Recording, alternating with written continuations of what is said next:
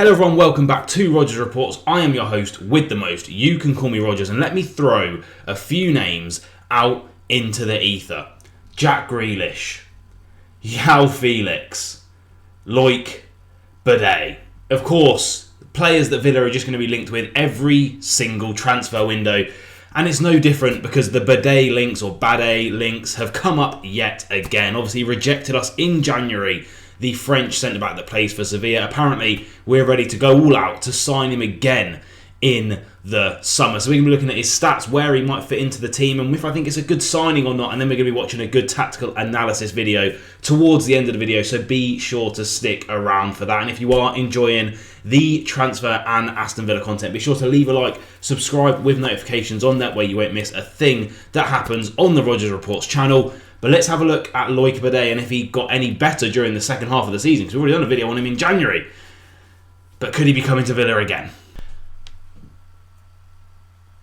And here we have it. 191 centimetres tall, about 6'2", 6'3", so no slouch. He's a big lad. Current market value of 26 million euros. Apparently the deal would be in and around 20 to 25 million pounds, so that's about right.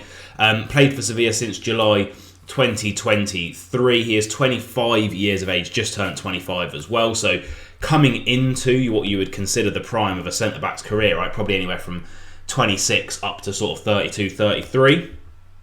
This season in La Liga, 32 games, 31 starts, a goal and an assist with an average match rating of 6.97. If we look at his season there, you can see he played one game in the Copa del Rey as well, but nothing else. Last season, played 2 games in the Champions League. Season before that, 6 games in the Europa League. A good season. This has been his worst season for Sevilla since he signed for them from Rennes back in 2023 in the French League. So we look at his stats this season in La Liga, and we'll get an idea of him against Europe's top 5 leagues as well in terms of his defensive stats. We'll have a little look at that afterwards.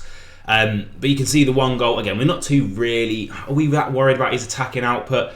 Villa's centre-backs don't really actually chip in with goals. It is something that I feel like we are lacking a bit. You know, that centre-back like a Saliba or Gabriel Magalhaes from Arsenal. Thiago Silva, he used to chip in with a fair few goals for Chelsea, and that would help them progress up the table. Van Dijk gets a few goals here and there. I think we're just missing out on a centre-back that maybe gets 3 to 4 goals a season. I think Ez got 2 this season. I don't think Tyrone got any goals this season. Pau Torres, I think, maybe got 1, but I think we need a few more goals from centre-back. But anyway, he got 1 goal. Obviously, Sevilla, are they going to be as on it for corners as Villa are? Probably not, so we're not going to look too much into that. Got the 1 assist this season, pass completion of 86.4%. Little bit low for a Villa player. I think Konsa sat at about 92 and Powell sat at about 89, but it's not terrible. It's not the end of the world. 121 accurate long balls. That is quite a lot. They puts him in the top 7th percentile in La Liga off of an accuracy of 45.8%. So that's not too bad. 17 successful dribbles, and it's something that's going to be highlighted in the video a little bit later on. He's very good with the ball at his feet. Dribble success of nearly 90%. I mean, those dribbles put him in the top 2 percentile effectively for centre-backs in La Liga. A lot of touches, gets the ball a lot, only dispossessed 8 times, which considering that stat isn't too bad at all. Conceded 1 penalty this year, won 27 tackles, top 12th percentile in La Liga for that stat. A tackle success of about 57%. Not terrible, not the best, but that's probably about average for what you're expecting for that amount of tackles won as well. Aerial duels, like that, 68.4% of aerial duels won. We do not win enough in the air. Thank God for Amadou Onana winning the balls in the air, because otherwise we would really be in trouble if Tyrone Mings isn't playing. Won 65 aerial duels, 139 duels, wins over 65% of his duels. 138 recoveries this season as well. They're good stats. He's clearly an alright centre-back. And as you can see on the screen, it could be better, right? And this is again over the last 365 days. Again, attacking-wise, I'm not too worried about it. Dribbling, you can see, he does actually really look good when it comes to successful take-on. 0.57 a game puts him in the top 6th percentile across Europe's top 5 leagues. The progressive carries, though, quite low. Pass completion, again, a little bit low there. 85.7% puts him in the bottom 34th. We'll look at his tackles, and again, this is dependent on, you could go to like I'm trying to think of an example, like when Kante just smashed, even though he did it for Chelsea, but Kante and Drinkwater at Leicester when they won the league, right? Their defensive stats, Robert Huth that season, let's say, I can't remember who the other one was. It Wes Morgan, the other centre back. Their tackles in terms of Europe's top 5 leagues would have been right up the top because they were just defending so much. Or like teams that are towards the bottom of the table, you know, their goalkeeper will always have the most saves, the best like expected save per shot or whatever, because they're facing the most. So I don't know how Sevilla were doing. I don't know exactly how they play. Obviously, I don't watch the Liga every week, but top 60th percentile for tackles, top 68th for clearances, and top 61st for aerials. So it's not too bad. And again, they're probably not under that much stress. Those stats would have slightly been skewed per 90 against defenders that are just having to do it more. But how would he fit in to the Aston Villa team? Because it's an interesting one, because he's right-footed. Unless we're doing something a little bit different next season, which I'm not sure, considering the transfer links that we have been sort of having this season, it could throw up an interesting debate of what we do with him and Ezri Konsa. So for argument's sake, let's say that this is our starting lineup on the first game of next season. Transfers are just not happening in this world, apparently. But Martinez, Maatsen, Powell, Konsa, and we've just chucked in Garcia there at right back. Let's say that makes up the fabric of our back 5 next season. Now, obviously, you have Cash floating around, Tyrone Mings, Luca Digne. We don't have any backup for Konsa at the moment, but is a 25 to 30 possibly £1 million starting French centre-back in La Liga going to come in and play second fiddle to Konsa? Let's not forget that's the reason he didn't come to Aston Villa in January. He believed in the project at Sevilla. That really didn't work because they've sacked their manager and sporting director. I think since then they didn't do particularly great. And he also was worried about playing time, competition. You know, Ezri Konsa. Are you pushing Ezri Konsa out of that starting right centre-back position in this Aston Villa team, considering how crucial he is to how we play? Probably not, right? Diego Carlos done it sometimes when Konsa moved out to right back, and we're going to be talking about that very, very shortly. But he was worried about game time, play time, and let's not forget it's a World Cup year now. Next season is World Cup season. World Cup at the end of the year, players are going to want to be getting as much game time and playing as good as possible so they can go and represent their nations in the biggest international tournament that there is in world football. So that concern's going to be in the back of his head. If it was already there last time, it's definitely going to be there this time. Now, again, what do we do? So right backs, we've got Garcia. We might have Nedeljkovic, if I can spell it, probably not. We might have Nedeljkovic coming back. You know, RB Leipzig haven't exercised their right to option to buy. I like Costa Nedeljkovic. I would like him back at Villa, and I'd like to have him, you know, around. We also have Matty Cash still on the books. No rumours about him being sold yet. And I'm going to put 3 question marks because all of the transfer reporters, right, from The Athletic, The Mirror, The Guardian, etc., all say that Aston Villa's priorities this transfer window are a young striker, which I think is above and beyond Redmond. He's going into the youth setup. So a young striker, possibly as backup for Watkins if he stays. A winger that can play across the front 3, where Marlon, Tielemans and Rodgers is. Possibly someone that can play number 10 as well. Got a video coming out in a couple of days to cover that one, because an interesting one's just come out.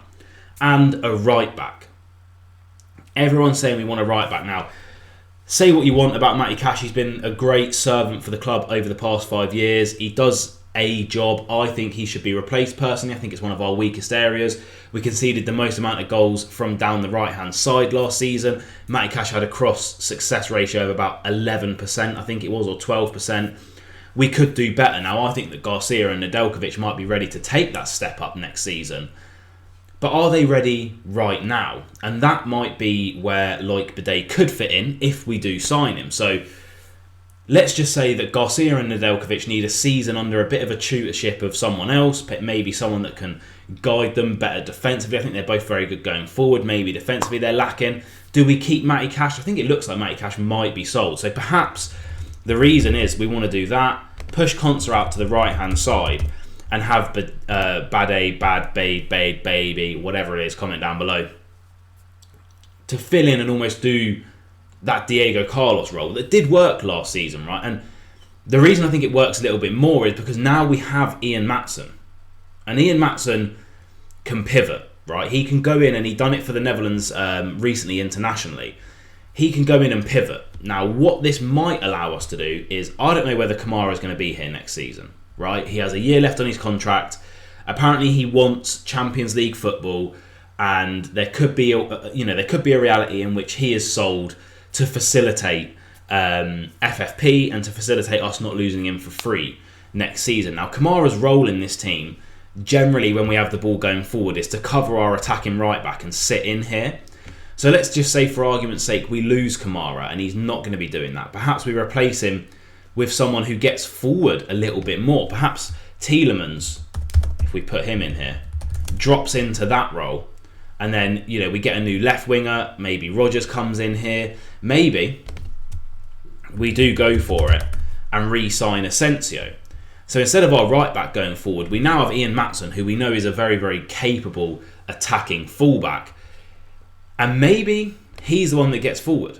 Or maybe we actually use him like how he was used at Dortmund, and we let Tielemans float forward with Asensio and kind of occupy that number 10 role. We have Marlon and Rodgers just floating on the outside. Powell comes across, Badé comes in there, Konsa comes in there, Maatsen again comes in and pivots, and Onana just sits, and we kind of set up maybe something a little bit like that. That's the only way I see it working. But Konsa's so good at centre-back, and he's not the quickest in the world. Do you risk putting him right back? Like, what do you do? Here we have him in action, and thanks to Football Talent Factory, we're going to see a couple of clips and a bit of analysis on him as well. Here you can see 1v1 against Atletico de Madrid. Great sliding tackle there. Again, they're pointing out good things that he does here. But again, has he sort of left his other centre-back for dead a little bit there? He does actually recover very, very well, and that's a brilliant, brilliant tackle. But again, has he, positionally, Emery's not going to like it if you're out of any kind of position that Emery wants you to be in. And again, Football Talent Factory, link in the description below. Again, ball gets flicked through here, alert to the danger very, very quickly. And actually, I think, does win the ball. No, he doesn't, actually. That's just a foul. I mean, why is that clip in there? God knows. But here we are. Passes into the final third. Again, something that Emery liked. And we saw how many successful long balls he actually completed last year. It was in a very, very high percentile. And here, again, speed. Something that maybe we're lacking at centre-back. Konsa's all right. He's not like the slowest slouch in the world. But he's not the quickest, let's just say. And here we are again. We saw how many successful dribbles he had last season. Picks the ball up. See you later. And to be fair, I'd give up if I was that striker as well. And we see how far he carries the ball here. He's confident in doing that.